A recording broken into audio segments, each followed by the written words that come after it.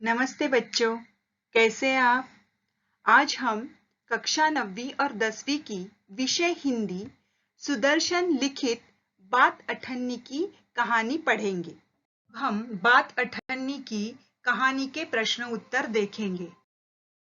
प्रश्न उत्तर देखने से पहले हम इस कहानी को सारांश रूप में देखते हैं।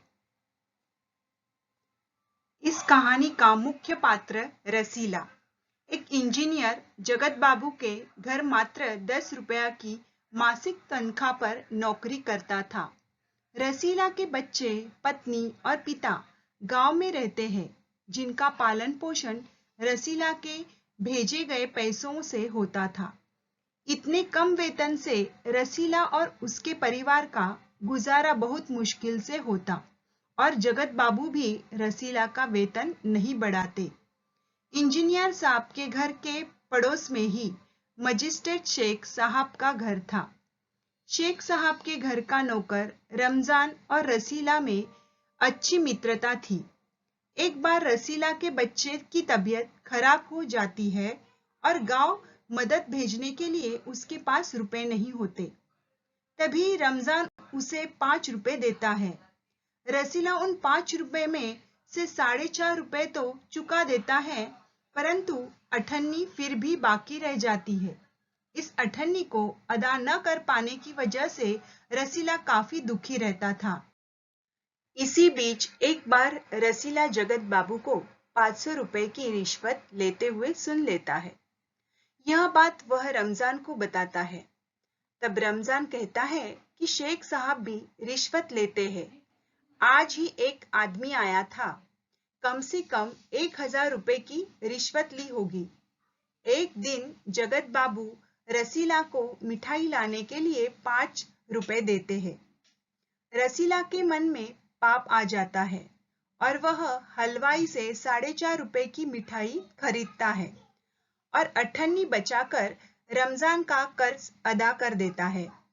परंतु चोरी करने का अनुभव न होने के कारण रसीला की चोरी पकड़ी जाती है। इंजीनियर साहब रसीला को बहुत मारते हैं और पुलिस के हवाले कर देते हैं। पुलिस वालों को भी जगत बाबू 5 रुपए रिश्वत दे देते हैं। मामला मजिस्ट्रेट शेख साहब के पास पहुंचता है और रसीला को 6 महीने की सजा हो जाती है। रमजान इससे व्यथित होकर घर जाता है और दासी कहती है, अच्छा हुआ जो चोर को सजा हो गई। तब रमजान कहता है, इस अठन्नी के चोर को तो सजा हो गई, लेकिन उन 500, 100 और 5 रुपए के चोरों का क्या, जो सभ्यता का आडंबर कर चैन से सो रहे हैं। बात अठन्नी की सुदर्शन की एक शिक्षाप्रद कहानी है जो रिश्वतखोरी पर कटाक्ष करती है। इस कहानी से हमें रिश्वतखोरी खत्म करने की प्रेरणा मिलती है। अब हम देखेंगे बात अठन्नी के प्रश्न उत्तर। बात अठन्नी की शीर्षक की सार्थकता स्पष्ट करो। इसका उत्तर है, साहित्य ही समाज का दर्पण होता है।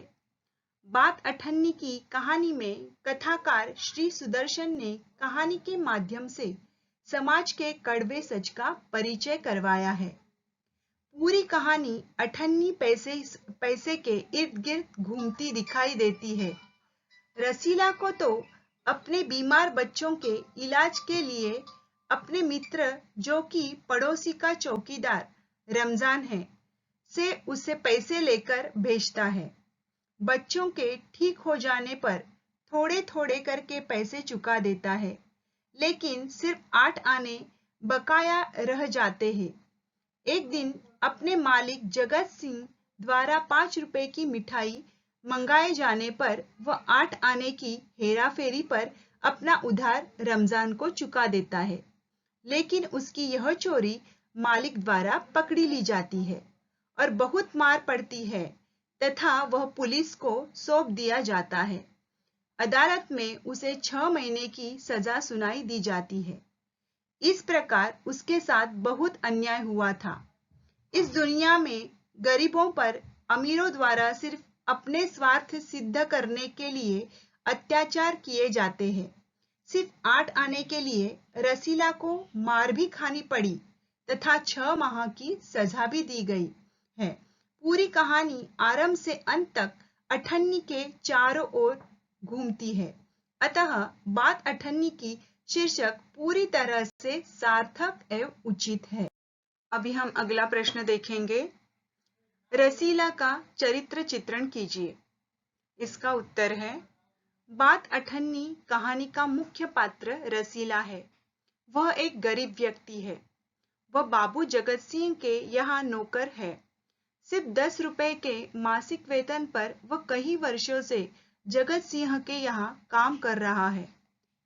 बार बार आग्रह करने पर भी उसका वेतन मालिक नहीं बढ़ाते हैं। कहते हैं कहीं और ज्यादा मिले तो तुरंत चले जाओ।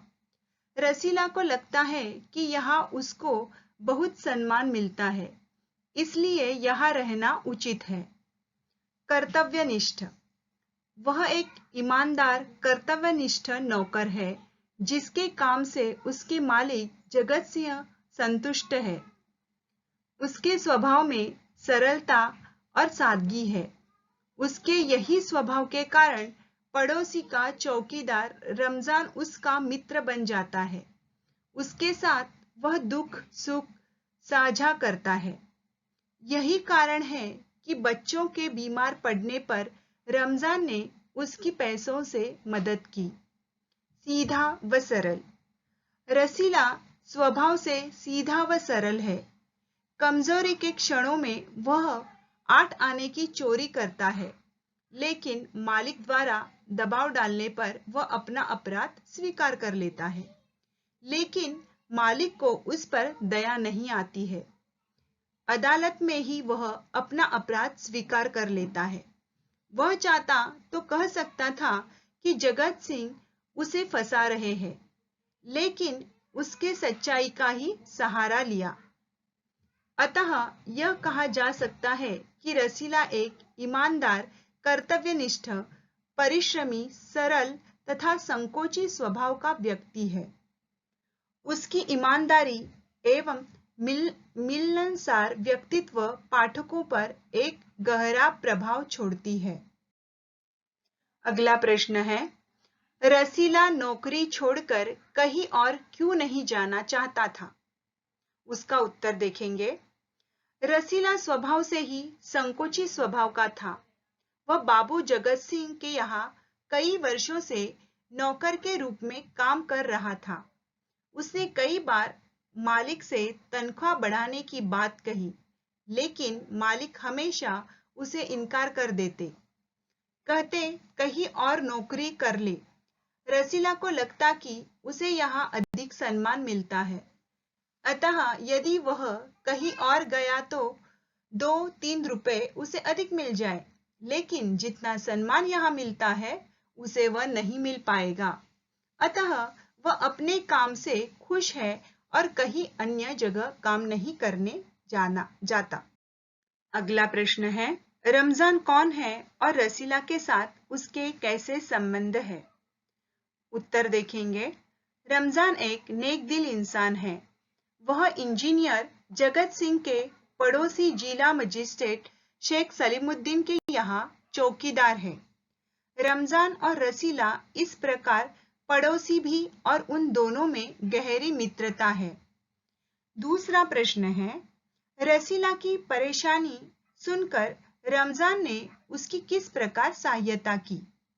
इसका उत्तर है, रसीला के घर से बच्चों के बीमार होने का पत्र आया था। मालिक से मदद मांगने पर उन्होंने साफ इनकार कर दिया। रसीला का उदास चेहरा देखकर रमजान के बहुत बार पूछने पर रसीला ने अपनी समस्या बताई, तो वह तुरंत पैसों की एक थैली लाकर रसीला के हाथों पर रख दिया। रमजान गरीब होने पर भी रसीला की मदद की। अगला प्रश्न है, रसीला को कितने माह की कैद हुई? फैसला सुनकर रमजान की क्या प्रतिक्रिया हुई? इसका उत्तर है, रसीला को 6 माह की कैद हो गई।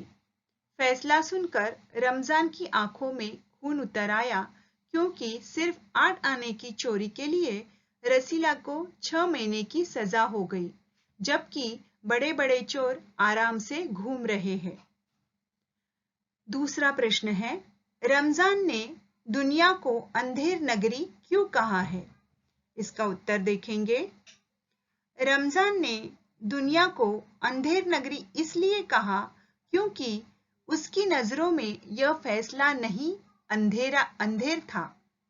बड़े बड़े चोर नहीं पकड़े जाते, वे आराम से घूसखोर बेईमानी करते रहते हैं, जबकि सिर्फ 8 आने की चोरी करने वाला गरीब को 6 महीने की कड़ी सजा दे दी जाती है। शेख साहब कैसे आदमी थे? इसका उत्तर देखते हैं। शेख सलीमुद्दीन साहब जिला मजिस्ट्रेट थे।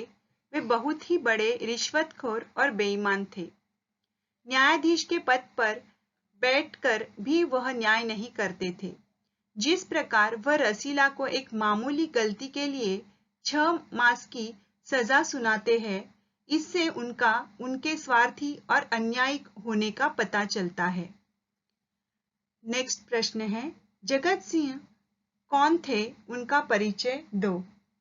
इसका उत्तर है, बाबू जगत सिंह इंजीनियर थे। वह रिश्वतखोर व भ्रष्टाचारी थे। उनका स्वभाव निर्दयी व क्रोधी था। रसीला उनका नौकर था, जिसकी उन्होंने कोई सहायता नहीं की, बल्कि चोरी का आरोप लगाकर जेल भिजवा दिया। प्रश्न है, रसीला की किसने सहायता की और क्यों? इसका उत्तर है, रसीला को पैसों की जरूरत थी। उसे वेतन भी बहुत कम मिलता था, जिससे उसके घर का गुजारा भी न चलता था। वह एक बार उसके बच्चे अस्वस्थ हो गए, तब उसे पैसे चाहिए थे। उसने बाबू जगत सिंह से पैसे मांगे, पर उन्होंने नहीं दिए। तब रसीला के मित्र रमजान ने उनकी सहायता की। प्रश्न है, रसीला को अठन्नी का कर्ज चुकाने का क्या तरीका सूझा? इसका उत्तर है, रसीला के ऊपर रमजान का अठन्नी का कर्ज रह गया। एक दिन जगत सिंह ने 5 रुपए की मिठाई मंगाई, तो रसीला ने 4.5 रुपए की मिठाई ली और अठन्नी रमजान को लौटाकर सोचने लगा, कर्ज उतर गया। प्रश्न है, रसीला की पिटाई किसने की और क्यों? इसका उत्तर है, रसीला ने मिठाई में से अठन्नी बचाकर रमजान का 8 आने का कर्ज चुका दिया। जगत सिंह ने उसकी चोरी पकड़ ली और रसीला की खूब पिटाई की। प्रश्न है, शेख साहब न्यायप्रिय आदमी थे। इस कथन को स्पष्ट कीजिए। इसका उत्तर है, प्रस्तुत कहानी में कहानीकार सुदर्शन जी ने व्यंग्योक्ति के माध्यम से कहा है कि शेख सलीमुद्दीन न्यायप्रिय आदमी थे। वह एक गरीब आदमी रसीला को सिर्फ 8 आने की चोरी में 6 महीने की सजा सुनाते हैं, जबकि वह स्वयं एक दिन पहले किसी से 1000 रुपए रिश्वत लेते हैं। इसका अर्थ यह है कि छोटी छोटी सी गलतियां करने वाले गरीबों को कड़ी सजा दी जाती है, जबकि बड़े चोर आराम से जीवन व्यतीत करते हैं। यह वर्तमान न्यायपालिका व्यवस्था पर करार व्यंग्य है। अगला प्रश्न है, निम्नलिखित गद्यांश को पढ़कर नीचे दिए गए प्रश्नों के उत्तर लिखिए। अभी हम गद्यांश पढ़ते हैं। वह सोचता, यहाँ इतने सालों से हूँ। अमीर लोग नौकरों पर विश्वास नहीं करते, पर मुझ पर यहाँ कभी किसी ने संदेह नहीं किया। यहाँ से जाऊं तो शायद कोई 11-12 दे दे, पर ऐसा आदर नहीं मिलेगा। उपर्युक्त वाक्य के वक्ता का परिचय दे। इसका उत्तर है, उपर्युक्त वाक्य का वक्ता इंजीनियर बाबू जगत सिंह का नौकर रसीला है। वह सालों से इंजीनियर बाबू जगत सिंह के यहाँ नौकर है। गद्यांश है, वह सोचता, यहाँ इतने सालों से हूँ। अमीर लोग नौकरों पर विश्वास नहीं करते, पर मुझ पर यहाँ कभी किसी ने संदेह नहीं किया। यहाँ से जाऊं तो शायद कोई 11-12 दे दे, पर ऐसा आदर नहीं मिलेगा। अभी प्रश्न है, रसीला बार बार किससे, कौन सी और क्यों प्रार्थना करता था? इसका उत्तर है, रसीला इंजीनियर बाबू जगत सिंह का नौकर था। वह सालों से इंजीनियर बाबू जगत सिंह के यहाँ नौकर था। उसे 10 रुपए वेतन मिलता था। गांव में उसके बूढ़े पिता, पत्नी, एक लड़की और 2 लड़के थे। इन सब का भार उसी के कंधों पर था। इसी कारण वह बार बार अपने मालिक इंजीनियर बाबू जगत सिंह से अपना वेतन बढ़ाने की प्रार्थना करता था। उसी गद्यांश पर अगला प्रश्न है, वेतन की बात पर इंजीनियर बाबू जगत सिंह का जवाब क्या होता था? इसका उत्तर है, रसीला इंजीनियर बाबू जगत सिंह का नौकर था। वह सालों से इंजीनियर बाबू जगत सिंह के यहाँ नौकर था।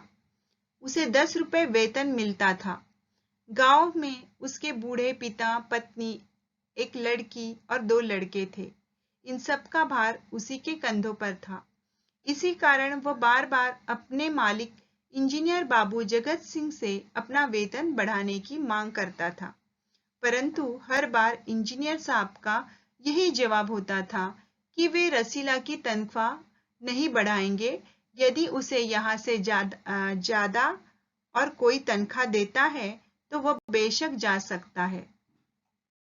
अगला गद्यांश है, पहले तो रसीला छिपाता रहा, फिर रमजान ने कहा कोई बात नहीं है तो खाओ सौगंध।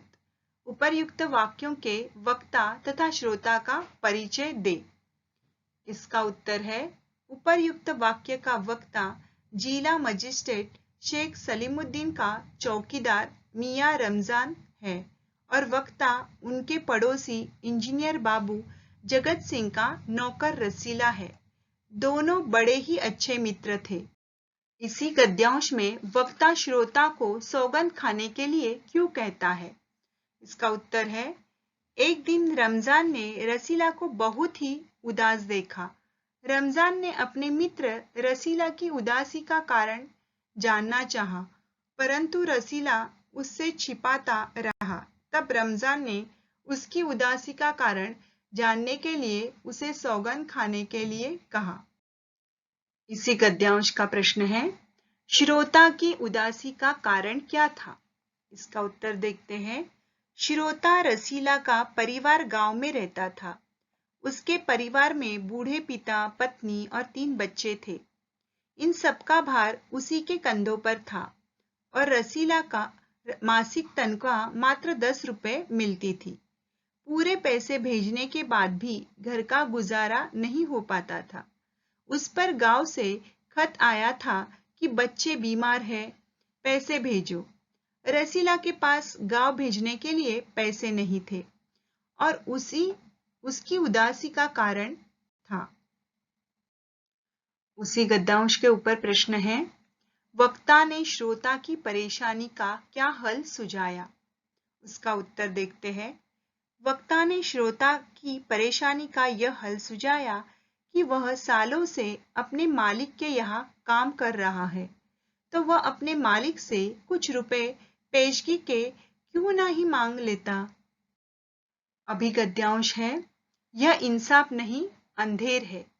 सिर्फ एक अठन्नी की ही तो बात थी। उपर्युक्त उक्ति का क्या कारण था, स्पष्ट कीजिए। अभी इसका उत्तर है, रमजान जिला मजिस्ट्रेट शेख सलीमुद्दीन का चौकीदार था और वह रसीला का बहुत ही अच्छा मित्र था। जब जिला मजिस्ट्रेट अठन्नी के मामूली अपराध के लिए उसे 6 महीने की सजा सुनाते हैं तो रमजान का क्रोध उबल पड़ता है, क्योंकि वह जानता था कि फैसला करने वाले शेख साहब और आरोप लगाने वाले जगत बाबू दोनों स्वयं बहुत बड़े रिश्वतखोर अपराधी हैं, लेकिन उनका अपराध दबा होने के कारण वे सभ्य कहलाते हैं और एक गरीब को मामूली अपराध के लिए इतनी बड़ी सजा दी जाती है। इसी कारण रमजान के मुंह से उपर्युक्त उक्ति निकलती है। बच्चों, अभी हमारे सभी प्रश्न का आप अच्छी तरह से पठन कीजिए और अभी हम अगले पाठ में मिलते हैं। धन्यवाद।